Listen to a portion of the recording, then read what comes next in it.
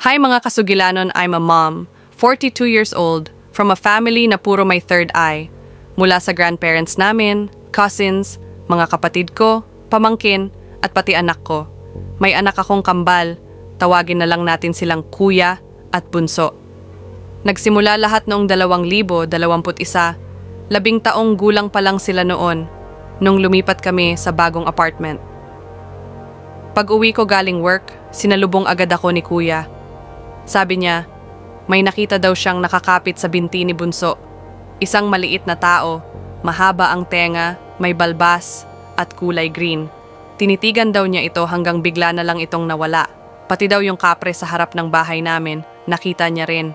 Kinabukasan, pag uwi ko ulit, nagsumbong na naman si kuya.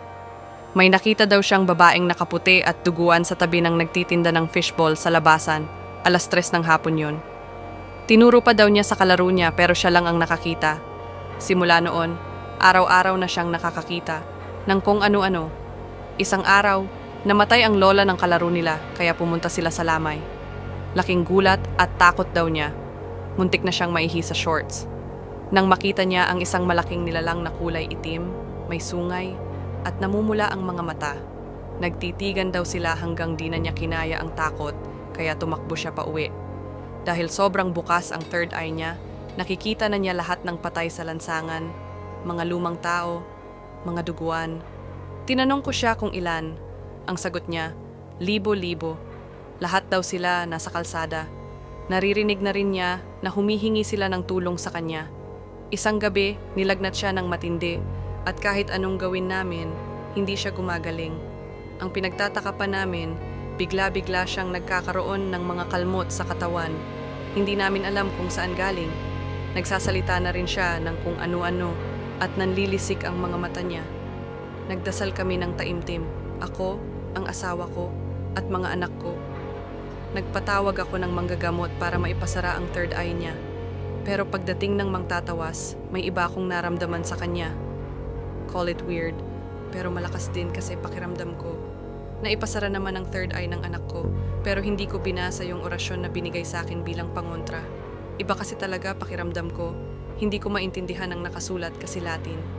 Pero kinikilabutan ako tuwing tinititigan ko bawat letra. Kinabukasan, gumaling ang lagnat ng anak ko. Pero sabi niya, galit daw yung kapreng nakikita niya sa harap ng bahay namin. Nakatalikod daw pero nanlilisik ang mga mata. Sabi ko sa kanya, baka nagagalit kasi pinasara ko yung third eye niya. Hindi naman siya sinasaktan. Pero sabi ng anak ko, kahit di na niya sila nakikita, nararamdaman pa rin daw niya at natatakot siya.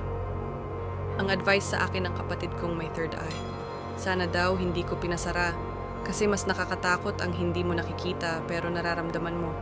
After 3 buwan, nagulat na lang kami. Nawala yung pangontra at yung sulat na Latin.